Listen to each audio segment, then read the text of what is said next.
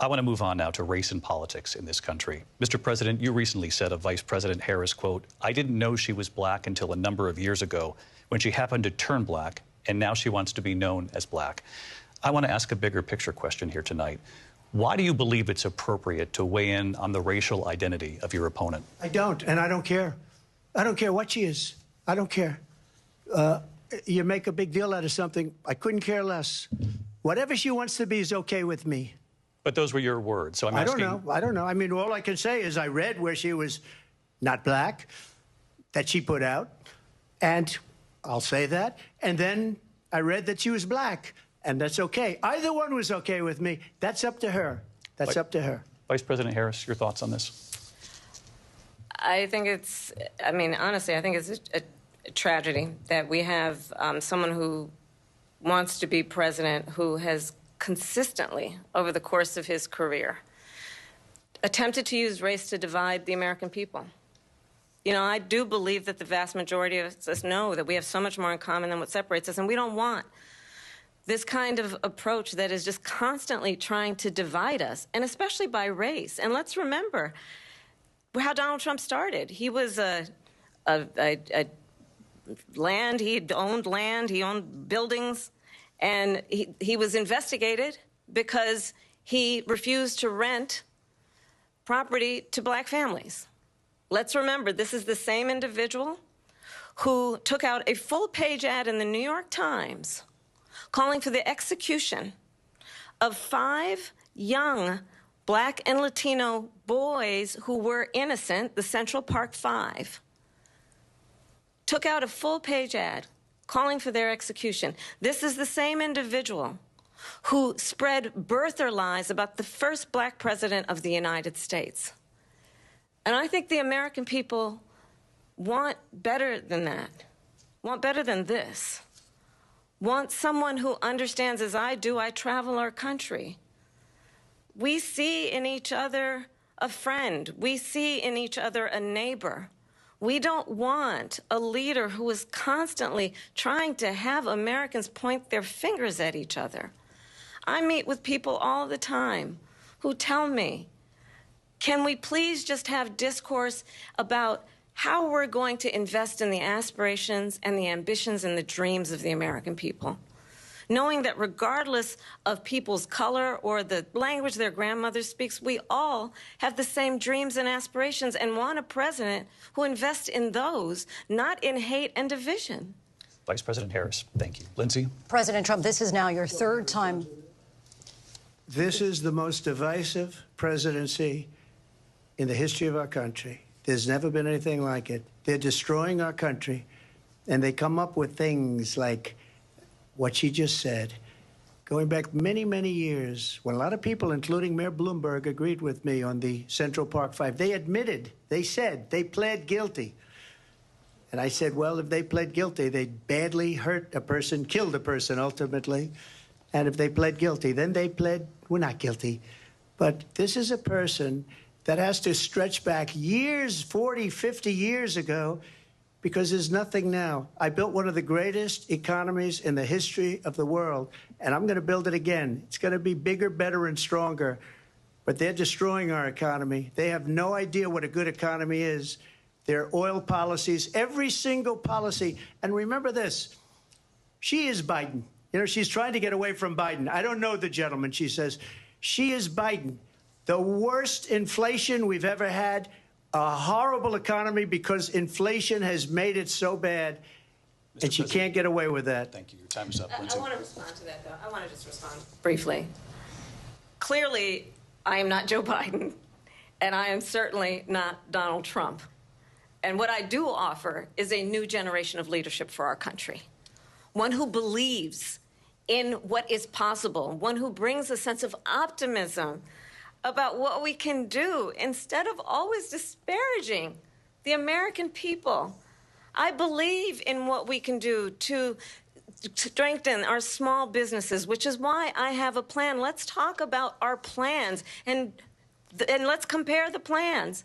I have a plan to give startup businesses $50,000 tax deduction, to pursue their ambitions, their innovation, their ideas, their hard work. I have a plan, $6,000 for young families for the first year of your child's life to help you in that most critical stage of your child's development. I have a plan that is about allowing people to be able to pursue what has been fleeting in terms of the American dream by offering a help with down payment of $25,000 down payment assistance for first-time home buyers. That's the kind of conversation, I believe, David, that people really want tonight, as opposed to a conversation that is constantly about belittling and name-calling. Let's turn the page Vice President and move Harris, forward. thank you. Let's turn to policy. President Trump, we have to move on. President Trump.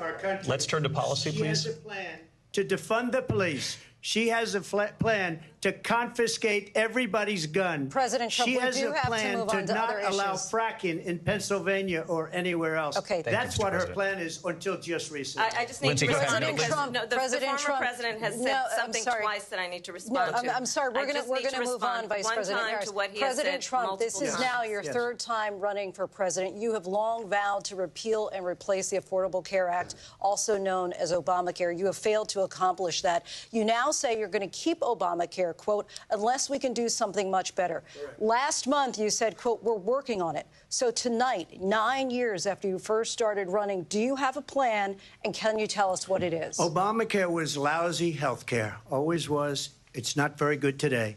And what I said, that if we come up with something, and we are working on things, we're going to do it, and we're going to replace it. But remember this. I inherited Obamacare because Democrats wouldn't change it. They wouldn't vote for it. They were unanimous. They wouldn't vote to change it. If they would have done that, we would have had a much better plan than Obamacare. But the Democrats came up. They wouldn't vote for it. I had a choice to make when I was president. Do I save it and make it as good as it can be, never going to be great, or do I let it rot? And I felt I had an obligation, even though politically it would have been good to just let it rot and let it go away. I decided, and I told my people, the top people, and they're very good people. I have a lot of good people in that administration. We read about the bad ones. We had some real bad ones, too, and so do they. They have really bad ones. The difference is they don't get rid of them. But let me just explain. I had a choice to make. Do I save it and make it as good as it can be, or do I let it rot? And I saved it. I did the right thing. But it's still never going to be great, and it's too expensive for people. And what we will do is we're looking at different plans. If we can come up with a plan that's going to cost our people, our population, less money and be better health care than Obamacare, then I would absolutely do it. But until then, I'd run it as good as it can be run. So just a yes or no, you still do not have a plan? I have concepts of a plan. I'm not president right now. But if we come up with something, I would only change it if we come up with something that's better and less expensive. And there are concepts and options we have to do that. And you'll be hearing about it in the not-too-distant future. Vice President Harris, in 2017, you supported Bernie Sanders' proposal to do away with private insurance and create a government-run health care system. 2 years later, you proposed a plan that included a private insurance option. What is your plan today? Well, first of all, I absolutely support, and over the last 4 years as vice president, private health care options. But what we need to do is maintain and grow the Affordable Care Act. But I'll get to that, Lindsay. I just need to respond to a previous point that the former president has made. I've made very clear my position on fracking. And then this business about taking everyone's guns away. Tim Walz and I are both gun owners. We're not taking anybody's guns away. So stop with the continuous lying about this stuff. As it relates to the Affordable Care Act, understand, just look at the history to know where people stand. When Donald Trump was president, 60 times he tried to get rid of the Affordable Care Act. 60 times. I was a senator at the time when I will never forget the early morning hours when it was up for a vote in the United States Senate. And the late, great John McCain, who you have disparaged as being you don't like him, you said, at the time because he got caught. He was an American hero. The late, great John McCain, I will never forget that night, walked onto the Senate floor and said, no, you don't. No, you don't. No, you don't get rid of the Affordable Care Act. You have no plan. And what the Affordable Care Act has done is eliminate the ability of insurance companies to deny people with pre-existing conditions. I don't have to tell the people watching tonight, you remember what that was like? Remember when an insurance company could deny if a child had asthma, if someone was a breast cancer survivor, if a grandparent had diabetes? And thankfully, as I've been vice president, and we over the last 4 years have strengthened the Affordable Care Act, we have allowed for the first time Medicare to negotiate drug prices on behalf of you, the American people. Donald Trump said he was going to allow Medicare to negotiate drug prices. He never did. We did.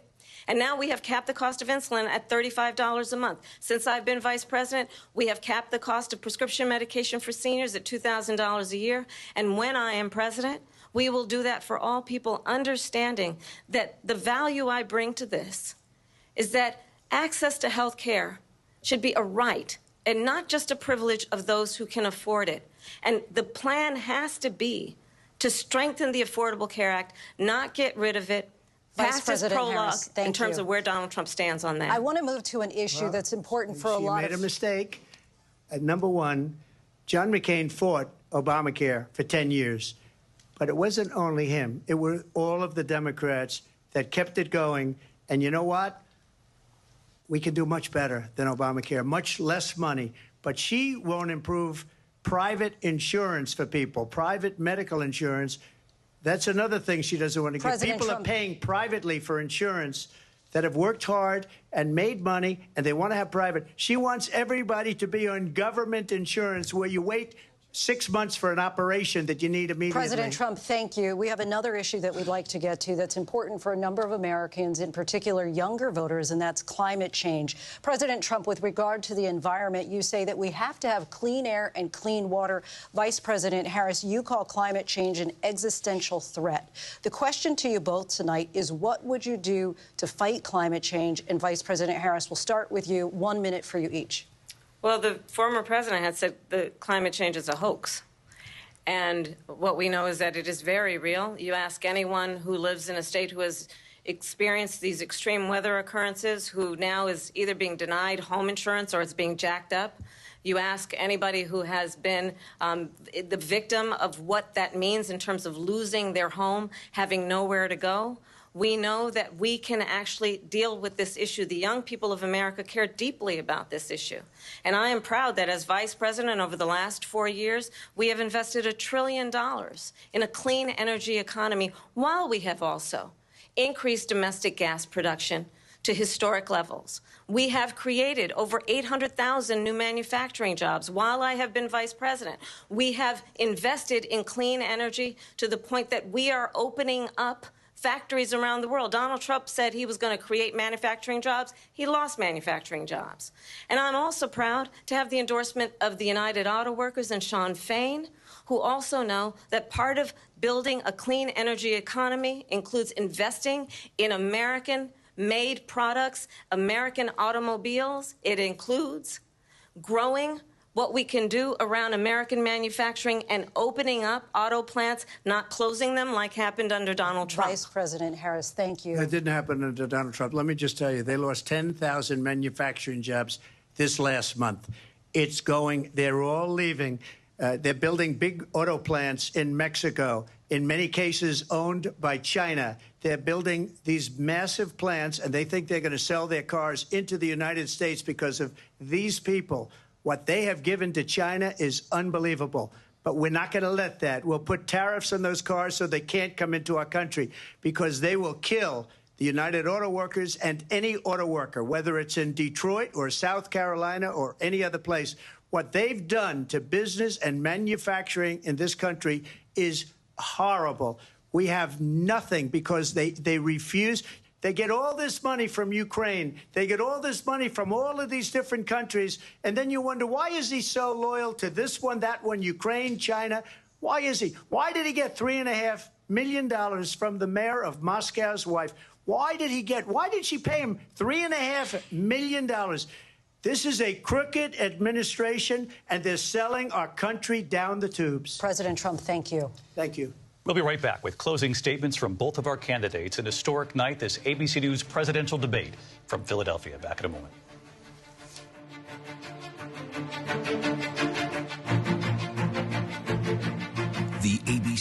presidential debate will continue after this.